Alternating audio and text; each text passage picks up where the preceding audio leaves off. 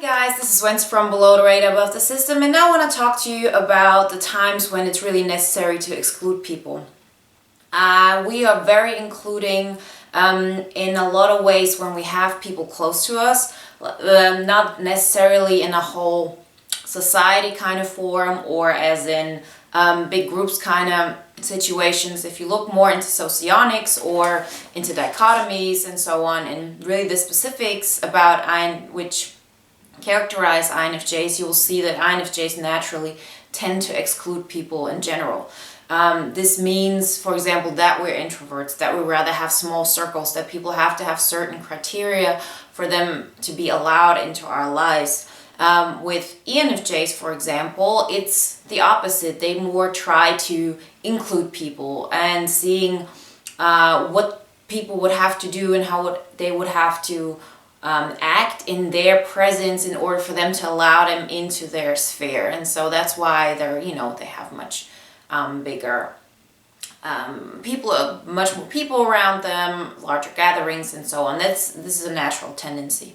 But for us, it's the other way around. We exclude people in a way. And I've talked about it before, that it's necessary that we include people more, but that we set boundaries. And it's always a question of who you include and who you exclude. And although we are supposed to be excluding people, we include people who do not really deserve it due to situations where we just want to keep the harmony and so on. And I thought about this topic because I was just in Bulgaria. Many of you probably know I'm originally from Bulgaria. My father lives there. My grandmother's a huge part of my family, so I was there. And I had this situation where I was with my grandmother, my aunt, my little cousin, and we had this, we stayed at the mountains for like 4 or 5 days. And my little cousin, she's an ESTJ, and I've had difficulties with her throughout my teenage years, and at some point I tried to be more about harmony and including her, because this is, your family. You're with those people for 4 or 5 days. It's very, very difficult to exclude somebody in that situation. It's draining, and so of course I try to include and have a positive atmosphere.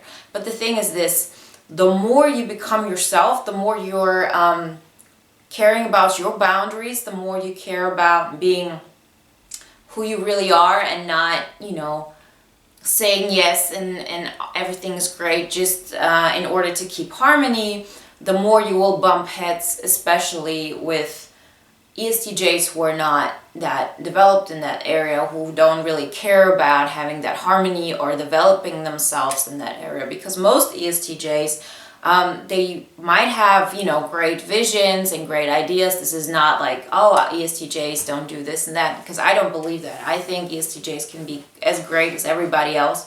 What I'm saying is this personal development of I would have to change, I have to ask myself why I'm reacting this way, and kind of going deep. That's not really their strong suit.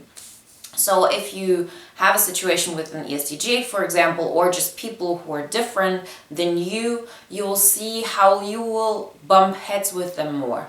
Like I saw my best friend the other day, and she's an INFP, and I hadn't seen her for a while, and I've gotten a lot into people who share TI and FE with me. So I'm more and more centered and knowing who I am and what I want, and I'm less compromising in a lot of ways. And so we did bump heads. Although she's an INFP, you would say she's an F and everything, but I wasn't as keeping the harmony and saying, oh, okay, about everything. Just we had a discussion about certain point of views or the way you see certain things. It wasn't like anything personal, but we had different opinions. And for her, it was kind of like, it was an uncomfortable feeling because it was about her logics. She felt that we're bumping heads due to her logic, and in my opinion, that's because she, feels like she has to defend herself when it comes to that. So we bumped heads there. So even when you have somebody as close to you with INFP, as an INFP, the more you become who you are, you will see that you will bump heads, that people will get uncomfortable in certain situations, and you have to deal with it. So with the ESTJ, as I said, I had in a while, I had some situations where we kind of got along better. I really tried. To set some kind of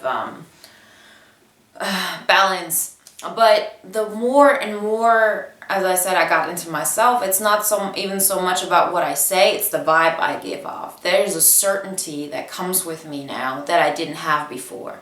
And people sense that.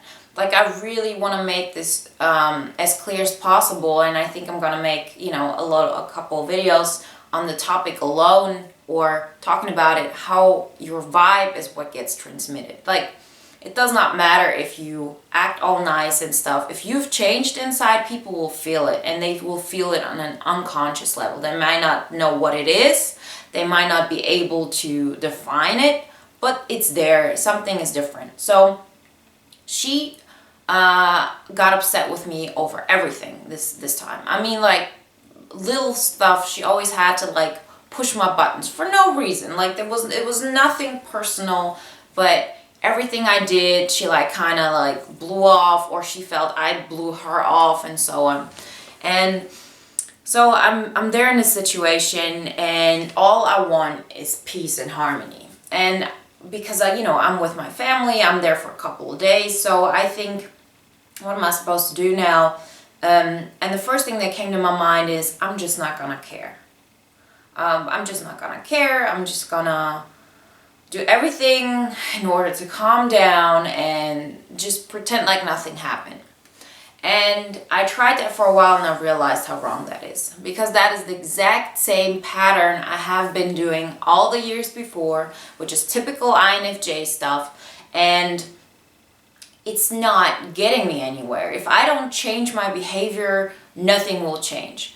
And so I thought to myself, okay, so I'm gonna do it differently. I don't like the way she acts. And then I remembered what was the main thing that I changed when I changed my life. And that was deciding that I'm not gonna live in somebody else's world, that I'm not gonna play by their rules, but I'm gonna play on my turf, on my conditions, and then I'm gonna include people in that. That's what I meant in the beginning with the INFJ thing. We normally exclude people because the people that we include, we kind of go completely into their direction. There's a lot more at stake for us when we include people. That's why we naturally tend to exclude.